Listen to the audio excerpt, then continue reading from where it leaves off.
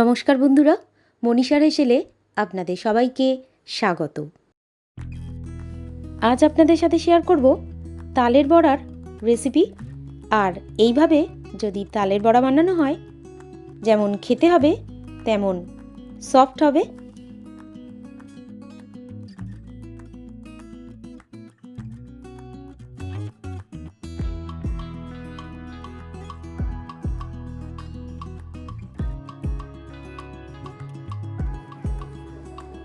দেখতেই পাচ্ছেন বন্ধুরা, তালের বড়াটা এখানে কতটা সফট হয়েছে।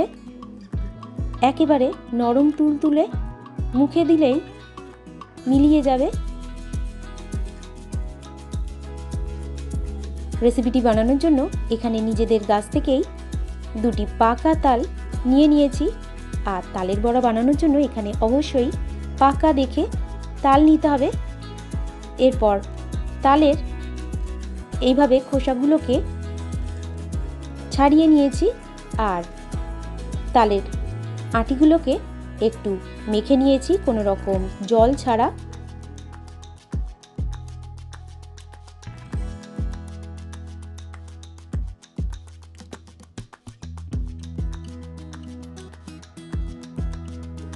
এরপর তালের পাল্পটাকে বের করে নিয়েছি। একটি নারকেল কুড়িয়ে নিয়েছি। এরপর একটি বোলের মধ্যে নিয়েছি 2 কাপ পরিমাণ আটা আর নিয়েছি 2 বড় বাটি পরিমাণ তালের পাল্প।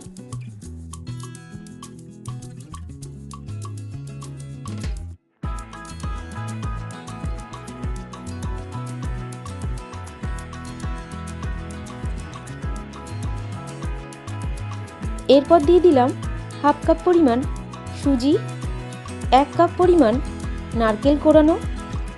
এরপর দিয়ে দিলাম 1 বাটি পরিমাণ চিনি। চিনিটা এখানে আপনাদের স্বাদ অনুযায়ী ব্যবহার করবেন। আর দিয়ে দিলাম 1 চামচ পরিমাণ এলাচ গুঁড়ো, স্বাদ অনুযায়ী লবণ। সমস্ত কিছুকে ভালো করে হাত দিয়ে মেখে নেব।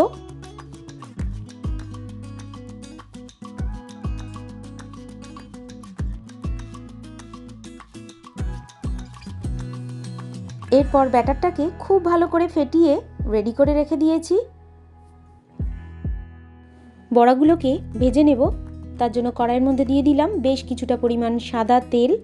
কড়াইয়ের তেলটা একটু গরম হয়ে গেলে লো টু মিডিয়াম ফ্লেমে রেখে বড়াগুলোকে কড়াইয়ের তেলের মধ্যে দিয়ে দিলাম। এখানে বড়াগুলোকে কখনোই হাই ফ্লেমে রেখে ভাজতে যাবেন না বন্ধুরা, তাহলে উপরের অংশ খুব তাড়াতাড়ি ভাজা হয়ে যাবে আর ভিতরে বড়াগুলো কাঁচা থেকে যাবে। তাই সবসময় লো টু মিডিয়াম ফ্লেমে রেখে বড়াগুলোকে ভাজার চেষ্টা করবেন।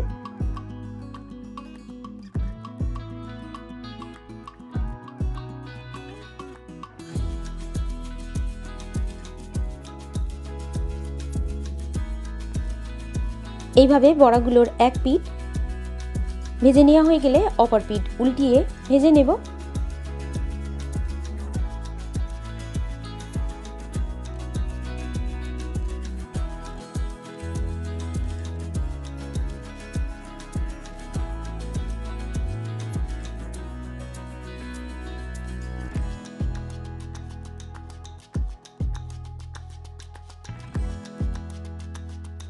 এইভাবে বড়াগুলোকে খুব ভালো করে ভেজে নেওয়া হয়ে গেলে তেল ঝরিয়ে নিয়ে একটি পাত্রের মধ্যে তুলে রেখেছি।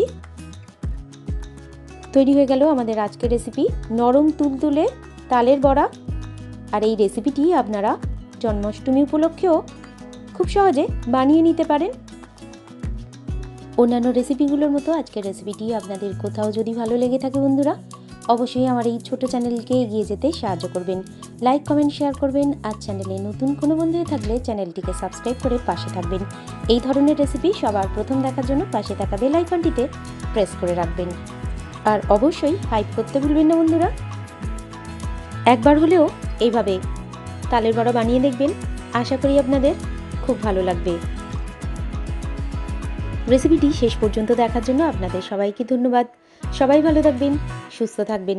আবারও চলে আসবো অন্য কোনো দিন নতুন কোনো রেসিপি নিয়ে।